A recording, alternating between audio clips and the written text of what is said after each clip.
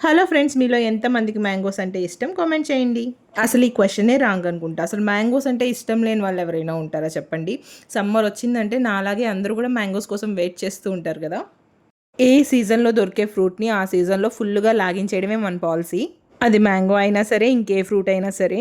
Mango season వచ్చిందంటే మా ఇంట్లో అందరూ కర్డ్ రైస్ మీద పడిపోతారు. Mango with curd rice combination super ఉంటది కదా! Mango with dosa, mango with puri కూడా చాలామంది ట్రై చేస్తా ఉంటారు. నేనైతే ఎప్పుడు ట్రై చేయలేదు. సో, మీరు ఏ టైప్ ఆఫ్ కాంబినేషన్ ఇష్టపడతారో నాకు కామెంట్స్‌లో చెప్పేయండి. నెక్స్ట్ ఇయర్‌కి మా బుడ్డోడు కూడా రెడీ అయిపోతాడు. వాళ్ళ అక్కకి కాంపిటీషన్‌గా మ్యాంగోస్‌కి.